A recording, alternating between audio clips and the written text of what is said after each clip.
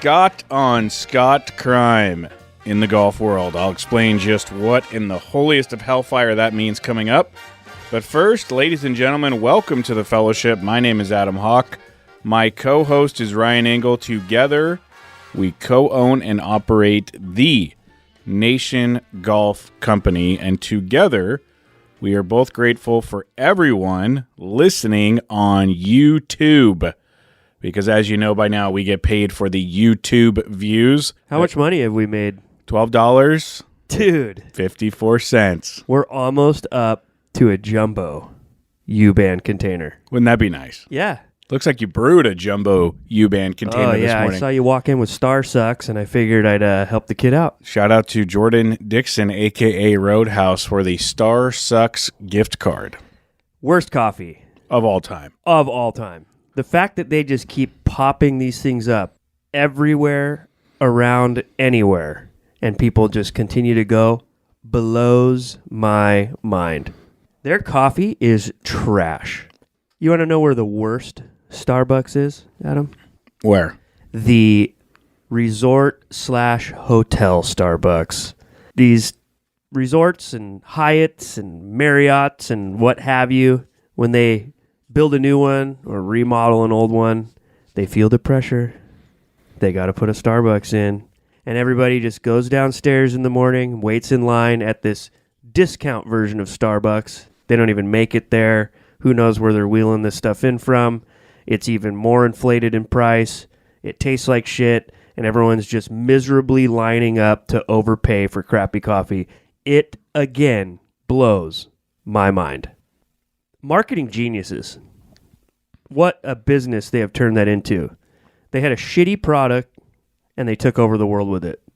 Unbelievable. Thank you to those watching on YouTube.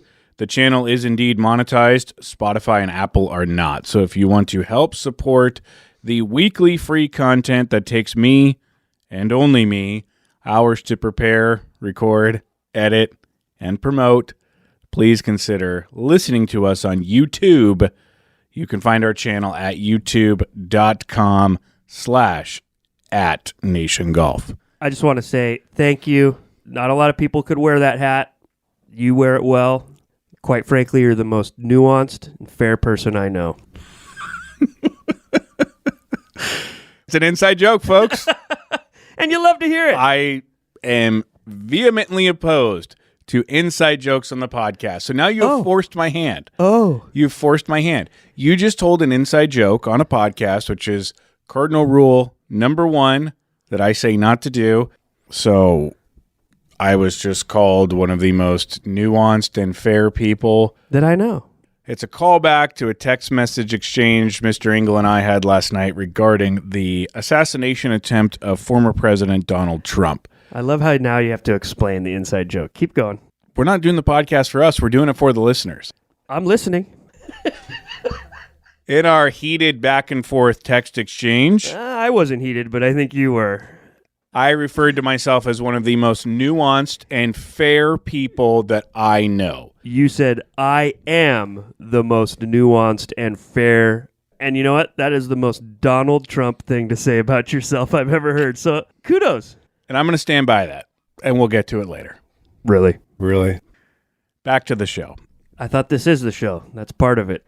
Last week, we asked our listeners to populate the comments section on YouTube, and populate they did. So as promised, we will read and respond to a few of the best submissions. It's our effort to be a little bit more interactive and to get you to go to YouTube. So if you want to hear your question, your take, your comment on this podcast, head on over to the app. Leave it on YouTube, and you just might hear it back here. You'll hear a few later today. I have to begin with fear as my motivator, I might add, by saying happy birthday to my lovely wife of 10 years, Miss Hasmeen Camacho Hawk, known by her friends and loved ones as Mina. Happy birthday, dear. I know the kids have been home from school for a month driving you crazy, and I know you no longer get to take your long walks during the school day and listen to the podcast, but maybe when you're catching up on episodes, you'll hear this. Happy birthday, love. Wow. Could have done it in person. She's asleep. We're recording at 6 in the morning. Oh, it's her birthday today? Yes. I thought it was like over the weekend. No. Awesome. How come you didn't take the day off and help your wife? It's Monday. I work on Mondays. I have 2 jobs and a podcast. PT? What is that? Personal time. Wow, you really haven't been in the corporate workplace for a long time or had a boss. It's called PTO, paid time off. Okay. And no, I did not take paid time off today. How about personal time off? Did not take it today. Would have been nice if you did. Oh, yeah? Yeah. The day is long. Can get many things done. Can come to work, knock out a podcast, do my job for the SCGA. Help your wife take the kids for once. I don't know. Take it easy. Just a thought. Anyways, happy birthday, Mina. Hope you enjoy your day. Adam's over here working hard. The most nuanced man I know. I left flowers. I left a card. Okay. I left some gifts. That's pretty good for you. And we're going to dinner tonight. Where are you going? Gyukaku. Gyukaku. A Japanese barbecue place that I took you and Katie Kai to after the Oh, US that place Open last year. rules. Yeah. She and loves that place. let's start with the Genesis Scottish Open. Full disclosure, like Ryan Engle, I barely saw any of it. And I have nothing to say other than Bob McIntyre has a knack Bobby. for the dramatic. He has now won the Canadian Open with his dad on the bag. Very cool story. And he just won his home country's Open. He played good in the Ryder Cup too, right? He played well in the Ryder Cup. Okay. Is that a grammar thing? It is. Okay. Played great in the Ryder Cup, didn't he? All I can say about Bobby Mack is he comes off as a salty prick. A lot of Scots do. Really? It could be just a dry sense of humor. There's no humor with Big Bob. Oh, really? He looks funny to me. Well, he won, and the reason I led with the word Scott on Scott crime is he's Scottish, and he knocked Adam Scott out of a playoff. Oh, there you go, folks. You were up all night for that one. With a 25-foot drippy birdie on 18. Good for him. Yes, he did get the world's kindest, cheapest, controversial drop on 16. I did see that. That led to an eagle. There's a sprinkler down there somewhere. Yeah. Clearly, it's never been turned on because the whole course is brown. Yeah. But he did get that drop, and he did win the tournament. And besides Adam Scott getting screwed out of a playoff, and I like Adam Scott minus the dumb broomstick putter and his absolute fetish for the color beige. I do like Adam Scott. Pretty swing, nice guy. Jim Nantz, it needs to be said, is a Cheese dick. cheese dick. Probably a nice guy, Sure. but certainly a cheese dick. And it was no more on display than it was yesterday when Bobby Mack poured in the winning putt and Jim Nantz screamed right on cue, "Great Scott!" Oh, man. Oh, no, he didn't. He did. Did he really? Yes! Great Scott! McIntyre takes his National Open. Yeah, he did. Oh, my God. Shivers went up my spine when I heard Jim Nantz say that. Great Scott! And here's why. Nantz had been thinking about that one ever since Bobby Mack made the eagle on 16. He wrote it down. Great Scott! He loaded it up. Great Scott! It's a pun of all puns. Great Scott! He could not wait to deliver it. Great Scott! And the reason I hate that line, Great Scott, besides the fact that it is so obviously manufactured and pre-written out and way too on the nose, and it's like a stupid newspaper headline being spoken into existence by quote-unquote a great broadcaster, is he would have said that whether Bobby Mack made a 25-foot drippy birdie putt to win Or a 3-incher. or a 3-incher. Exactly. If he had tapped it in, he would have screamed, "Great Scott!" Great Scott! But now we're off to the British Open at Troon Golf Club, and we encounter this now in the golf world a lot sooner than we want. The majors after next week will be over. I don't like how fast they all happen. Exactly. And yes, my chair is rubbing against my golf bag. No one can hear it.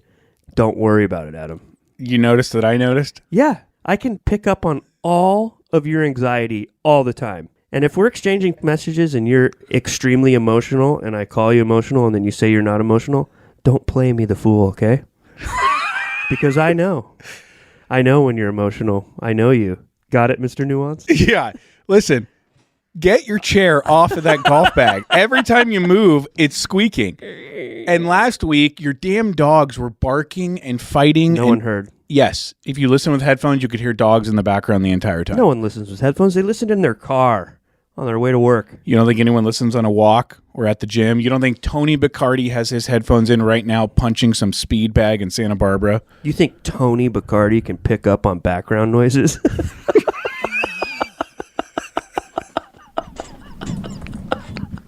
He can't even hear what we say. He just waits for us to stop talking so he gets his point across. Speaking of Tony Baccardi, I was in his neck of the woods. Oh, really? Really? This past week, I was in... Oxnard is not Santa Barbara. You know that, right? It's not, but it's his neck of the woods. Neck. It's not his woods, but it's his neck of the woods. That's fair. Thank you. Coming from Mr. Fair. Couple of things about being up in Oxnard. Number one, I was there to cover the 125th playing of the Southern California Golf Association Amateur Championship. What course? The Satakoy Club. I've never been there. There's actually some good golf courses around there. Amazing weather up there, too. Mm-hmm. It's incredibly hot right now in Southern California, but you go up to Oxnard and it's 20 degrees cooler. You're getting the coastal breeze. So I was up there covering the 125th SCGA Amateur Championship, a storied, prestigious amateur championship, the second longest running amateur championship in the country, with names like Tiger Woods, Sahith Theegala, Patrick Cantlay, Rico Hoey, and Bo Hostler on the trophy. This time, a 14-year-old named Jaden Soong won the golf tournament. 14 years old. Great head on his shoulders. 5'2", probably weighs 95 pounds, hits the ball a mile, plays great, shot a final round 66, no bogeys, 6 birdies, 11 fairways, 14 greens, 4 of 4 scrambling. Just a clinic, and I mention him because Jaden Soong is a name you are going to want to remember. I'll remember it. No, you won't. I'll remember it. Jaden Soong. Soong. Great kid. Remember the name, folks.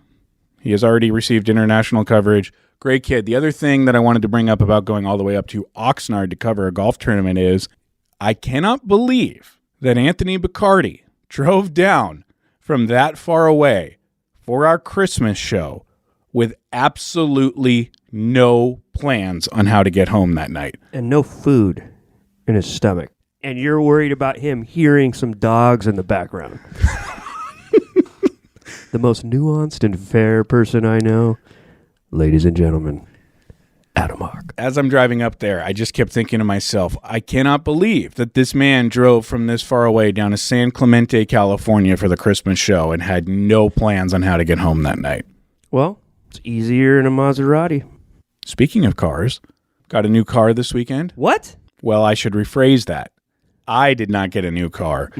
My wife got a new car. Kia? No. Hyundai? Yes. Knew it.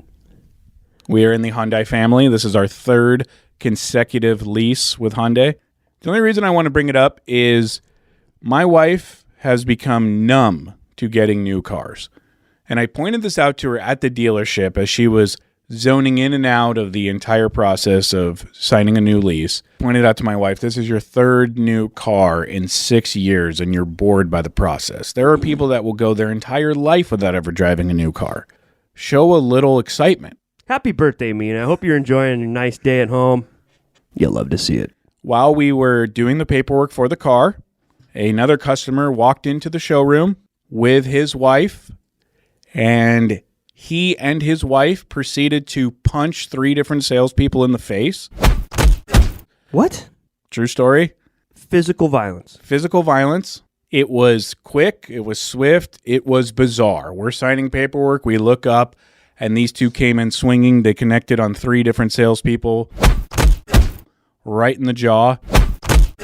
10 minutes later, the Anaheim police showed up. They handcuffed the 2 customers to the gurney in the ambulance because they needed to be attended to for the injuries, because when they were being ripped off of the salespeople that they were tuning up, one of them fell into an easel and got a scratch on their hand. And they now they're going to sue the dealership. Probably. Wow. Shout out to Anaheim Hyundai, dude. What a great place. I remember my salesperson saying, I'm sorry this doesn't happen every day. And I said, I should hope not. Because when the two customers came in swinging, quite literally, they were screaming at the salespeople, quote, you should be ashamed of yourself. So was there any other context to this? Did you find out what the story was? No. But apparently you would think if someone comes into a car dealership swinging saying you should be ashamed of yourself, they got a bad deal. Wow. Did you get a bad deal? Not bad enough to swing on people. Ignorance is bliss. From the moment you parked your car to the moment you drove off in a new one, how long did it take?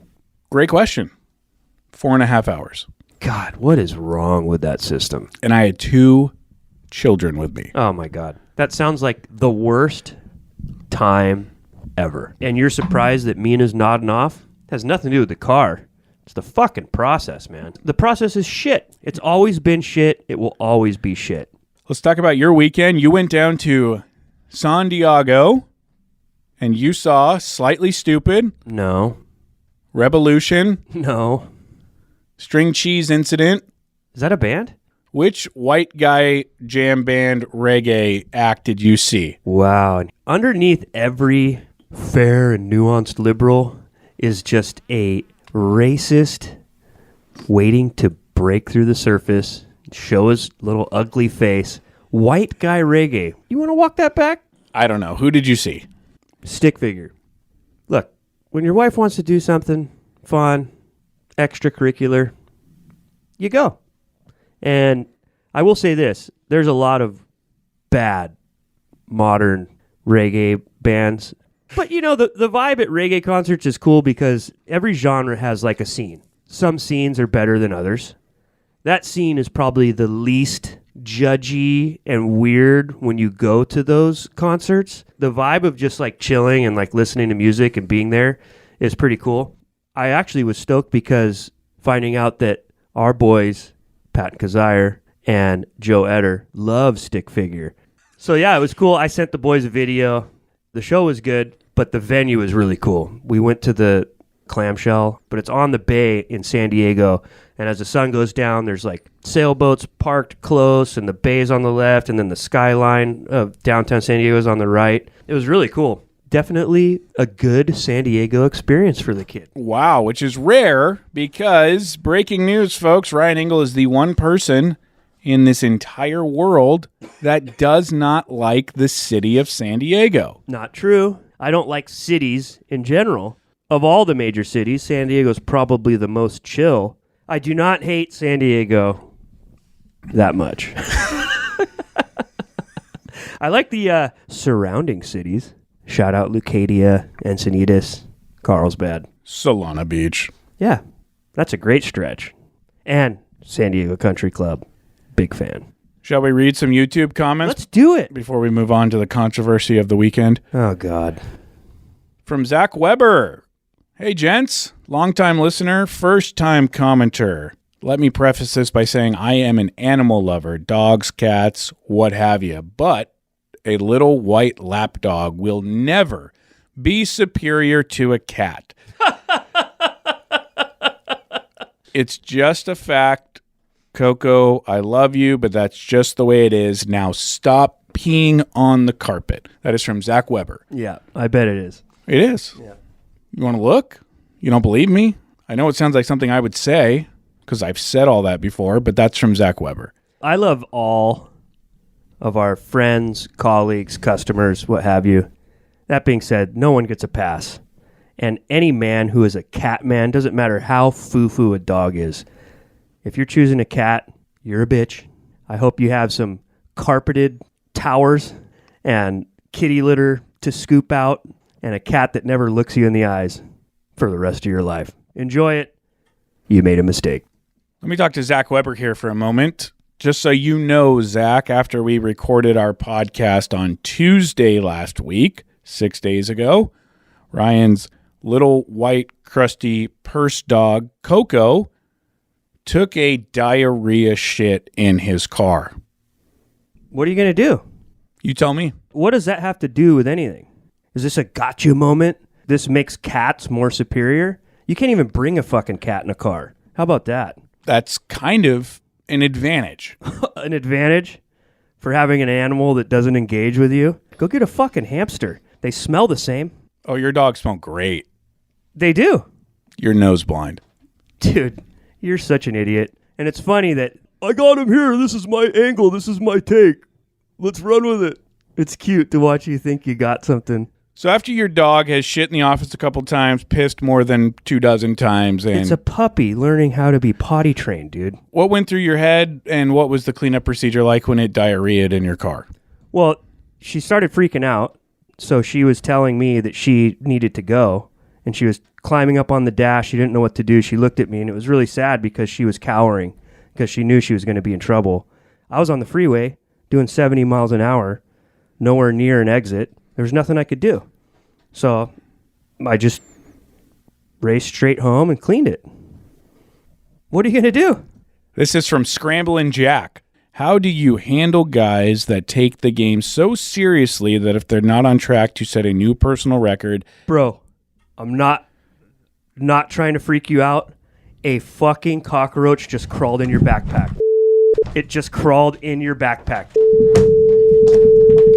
In your fucking backpack. It just crawled in it. I'm not even kidding you, dude. It's in it. Oh my god, dude. It's in your backpack, dude. It's in it. There it is. There it is. Look at it. We are experiencing technical difficulties, and one of the hosts of the program is having a meltdown in the parking lot as a massive cockroach has run into his backpack. Please stand by. We'll be right back.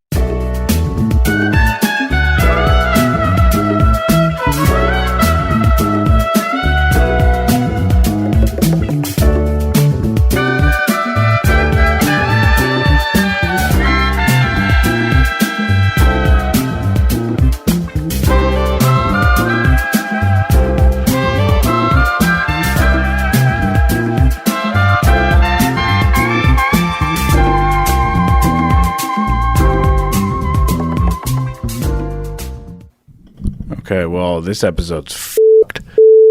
Ladies and gentlemen, sorry for the interruption.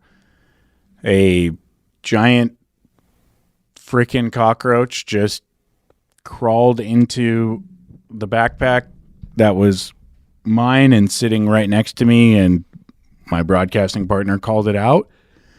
And I think I just sprinted out of the building, got 50 yards away from the scene, had a little panic attack, and I'm still in the panic attack, to be honest with you.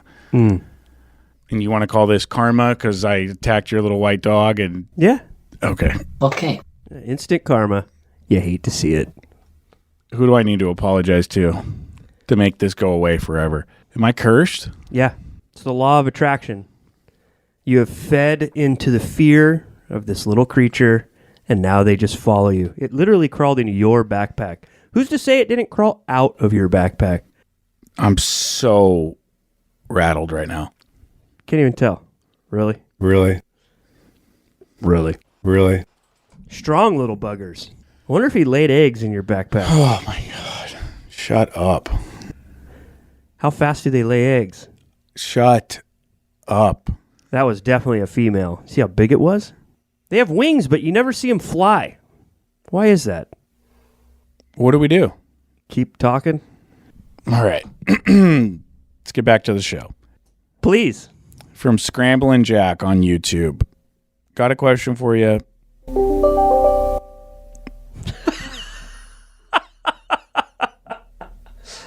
Oh, baby. And right on cue, the other workday has started.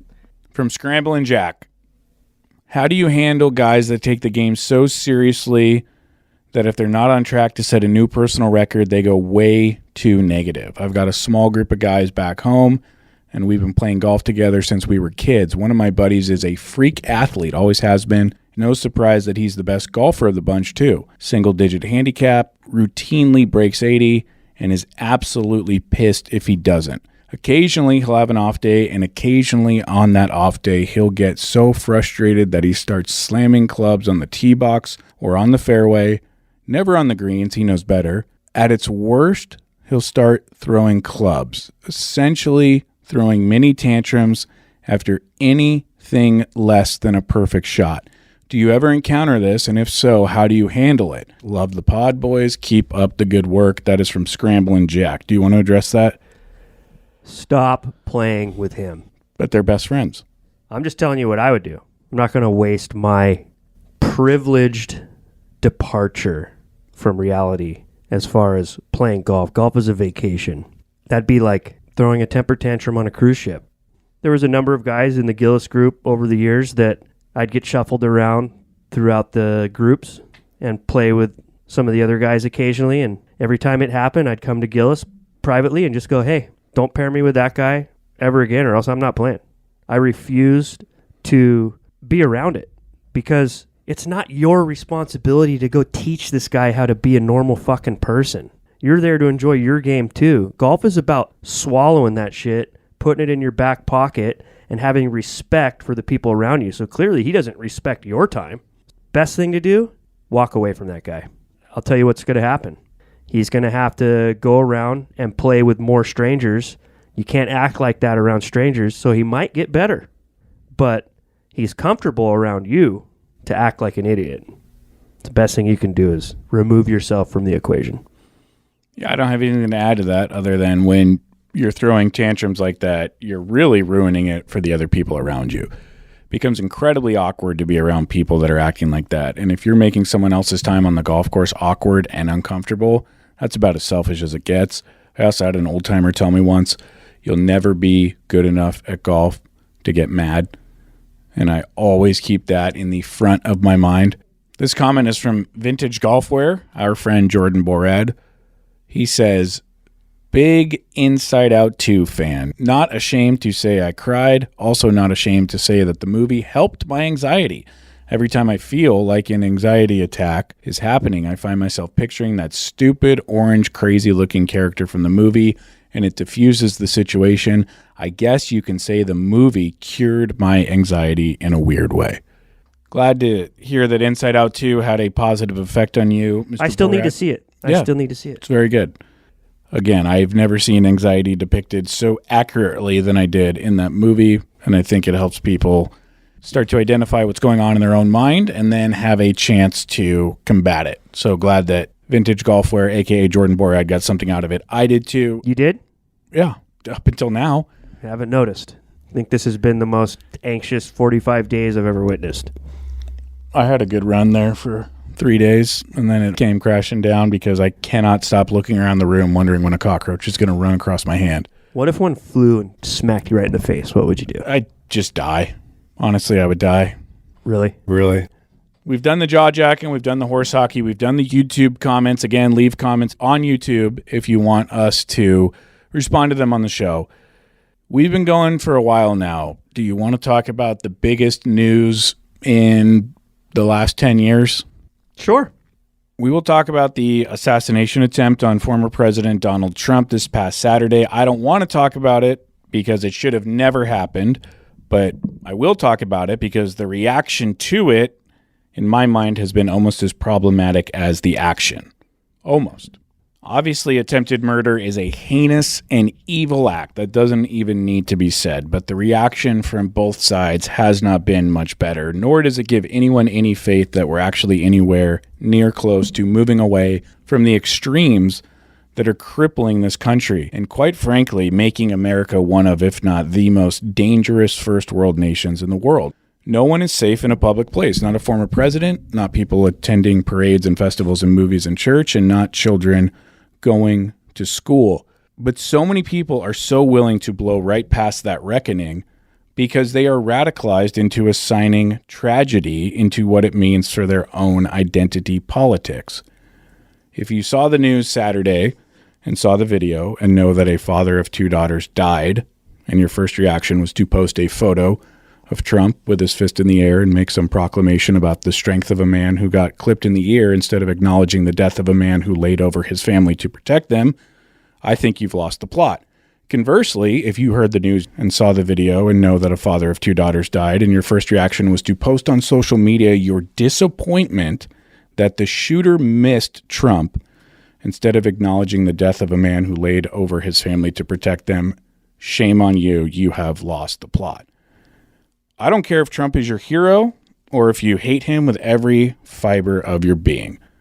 We all need to wake up to the fact that innocent Americans are dying at a mind-numbing rate from gun violence, and we don't care. We would rather make a meme of Teflon Don or joke that liberals can't aim or bemoan the fact that the shooter missed his target than actually reconcile the reality of what happened on Saturday. And the reality was there was attempted murder and murder at the hands of a 20-year-old with an AR-15. And to me, Ryan, I think the situation is sad and tragic. I don't think you have to love Donald Trump to understand that no former president should be being shot at. And whether or not you politically align with the people at his rally, those rally goers should not lose their life for attending a rally. It's senseless violence. It's tragic. It crossed a line a long time ago when kids were getting shot up at schools, but I don't know what anyone can say right now when there are shootings at a political rally. This is political violence in a country that should not tolerate it, let alone have it happening. But I don't think we care enough to make it stop. We go for the memes and the jokes and the vitriolic hatred towards each other's tribes. And my big issue with that is the news media has made billions of dollars putting us into these fake tribes. I guarantee that if you grab 10 people off any street and ask them, do you feel fully represented by any political party or any candidate or any cable news channel, no one is going to say yes. It's all smoke and mirrors. And because we're all told that these issues are black and white and we're made to put our identities into two polarizing parties, you will literally see people that you know contradicting themselves without even realizing it. Right now, you have anti-gun people wishing that the shooter hit their target.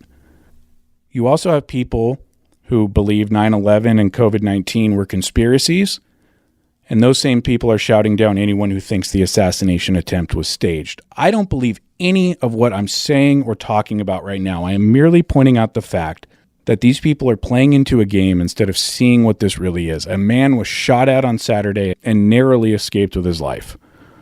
That's Donald Trump. And then someone else died protecting his family.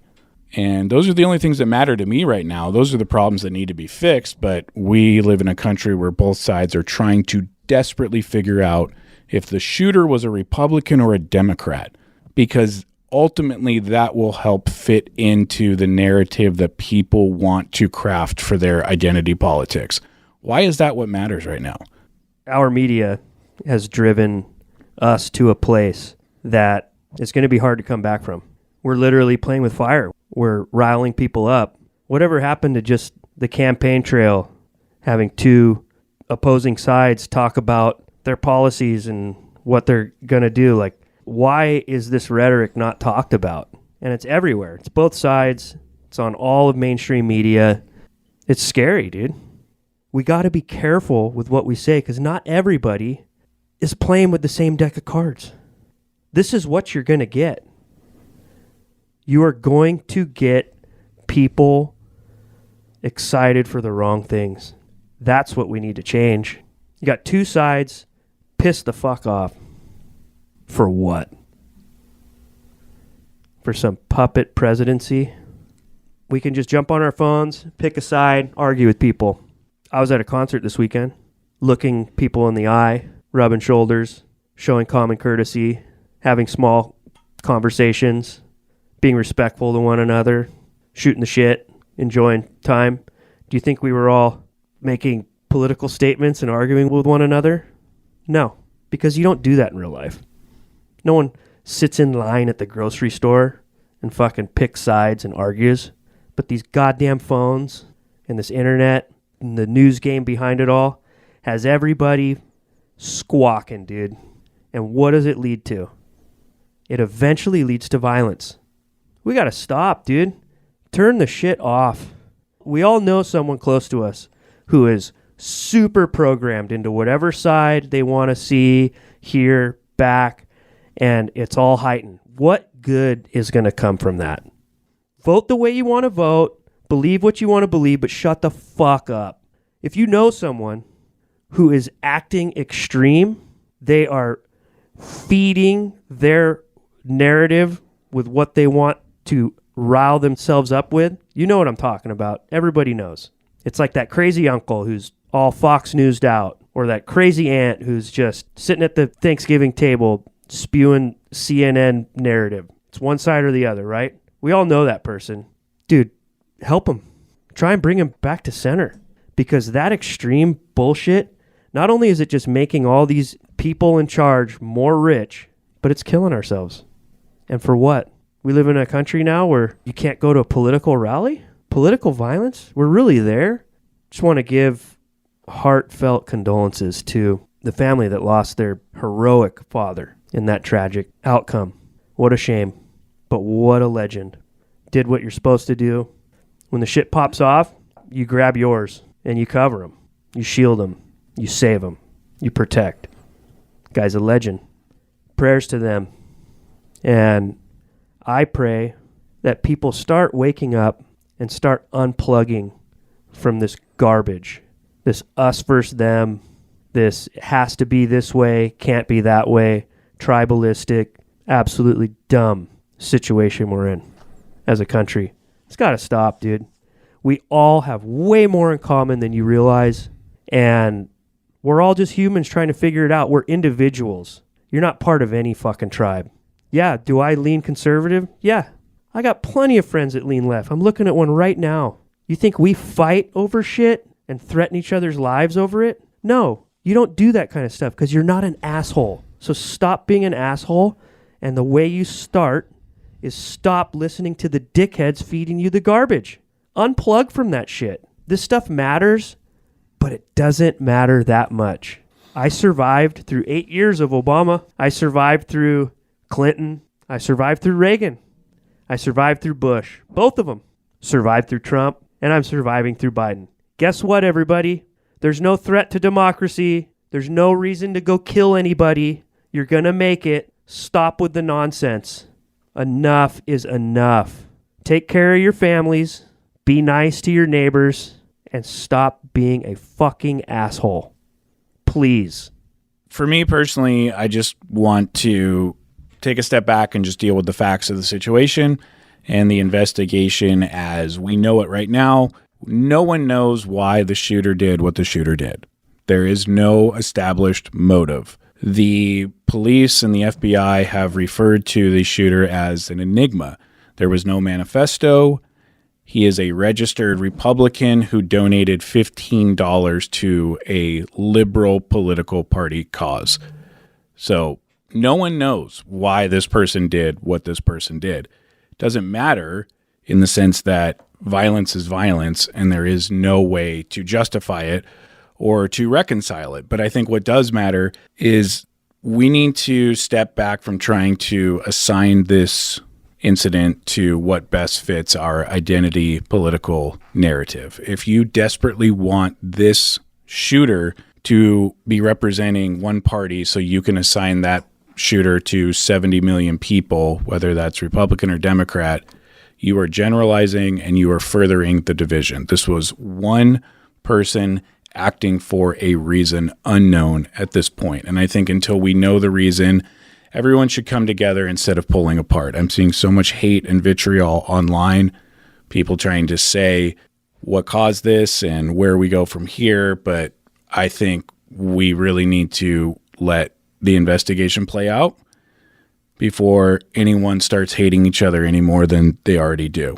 Glad that Donald Trump was not injured more than he was. Very sad that someone was killed at the rally. Again, we have to get to a point where even if you don't politically agree with one side, which I don't agree with either side. I'm not a fan of Donald Trump. I'm not a fan of Joe Biden. I am a fan of safety, and I'm a fan of both those men and the people that stand behind them feeling like they're not going to get shot at for participating in their First Amendment right. I don't know what else to say other than I think everyone should push away from the keyboard, turn off the news, and like you said, concentrate on finding the commonalities and realize that you are far too complex. Your background is far too nuanced for you to be put into a box. You are not a Republican. You are not a Democrat. You are a human being. You are you. You have a very, very particular background, upbringing, set of personal experiences. No one can be put inside a box that is broken down to right or left, conservative or liberal.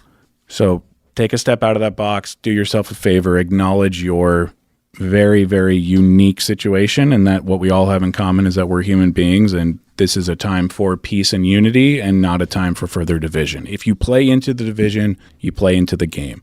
And for those posting memes of Donald Trump saying, you missed, I understand that this guy is like a folk hero to you. I understand that he showed a sort of bravado and strength that probably only he could show in that situation. But keep in mind that right behind the picture of Donald Trump is a dead person laying over his 2 daughters.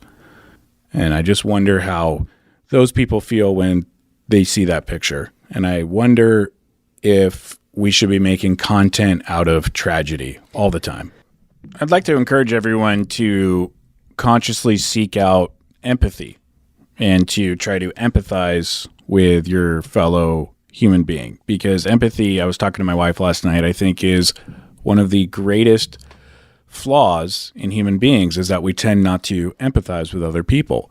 We tend not to be able to put ourselves in someone else's shoes until we are forced to wear their shoes. You see it all the time. You see it with families that have a certain belief about homosexuality, and it doesn't change until one of their kids forces them to change it. You see it with people and abortion who are vehemently against it until their daughter is the victim of rape. And I just wish that we could get to the point where we could empathize with people before we had to have it happen to us. And the reason I bring that up is this gentleman at the rally who covered his daughters and was shot, I believe in the minds of so many Americans, they cringe when they hear the word hero because they don't like that he was at a Donald Trump rally. They automatically assume all of his beliefs and his character, and they think to themselves, I could never sympathize or empathize with somebody who was at the rally. You don't need to sympathize or empathize with somebody who was at the rally. You need to sympathize and empathize with the dad, the father figure, the 2 daughters that just lost that guy. That's what you need to sympathize and empathize with. It's not about what he believes or where he was or the fact that you don't believe it or you would never be there. It's the fact that he went there and he didn't come back and his daughters lost their dad. And you probably know somebody in your immediate family or your extended family or in your group of friends who you could picture being at a Donald Trump rally. And now picture that person in place of that guy. Would you want your family member, extended family member, or friend to die attending a rally that you personally don't believe in the merits of? Well said. What you and I both agree on is it's time to unplug from all that crap. Don't buy into it. It's bullshit. It's plain as day. Believe what you want to believe. There's a reason why when you vote, there's little curtains on the sides. It's a personal thing. You don't need to be shaking your pom-poms. This isn't Celtics Lakers. It's real life. Watching and believing and letting these news organizations rile you up, it's poison. I would also say my advice to anyone would be to start untangling your identity from any politics. You're not represented by politics.